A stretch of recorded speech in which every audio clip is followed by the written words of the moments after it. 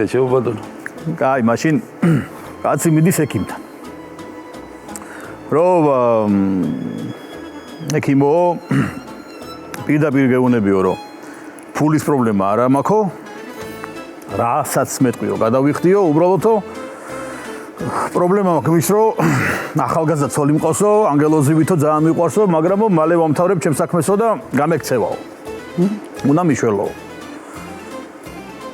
ამან უთხრა, რომ ექიმა, რომ ბიჭო რა არისიო, ფულზეც არ არისო, არ არის პრობლემაო, ხა ძალიან ისეთი იშვიათი თემა არისო, ხა რასაც ამბობო და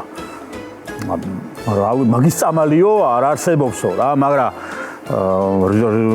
რა რისი გეშინიაო, ან ფობია ხო არ გაქო, ან ხო აი ბავშვობაშიო იარაღის ხმა რო გავიგონეო პირველათო. ისე შემეშინდაო, რომ ნუ იმის მერე ეხლაც აი კაცობაშიც რომ ესმისოც უნდა ხვდებიო რა, მეშინია ძალიან და. ხო და მაშინო ეხლაო შენო წადიო იყიდეო ის რო არის სპორტული. მარტო ხმა რო აქვს. ეგ იყიდეო სტარტოვკა ხო.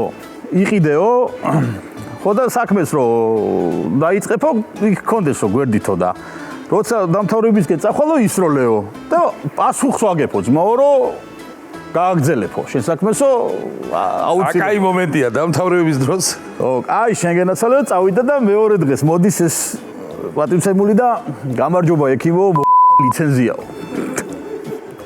ხო და რატო რა მოხდაო და ვიყიდეო ეს სპორტულიო და წავედიო ზახშიო, ცოლი დამხვდა ხალათითო.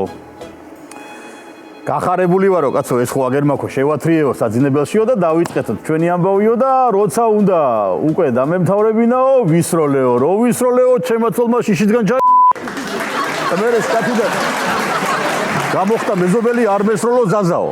დამექცა ცხოვრება, დამეგრა ყველაფერი. უგაცრავად ეს რა მასწავლებლო.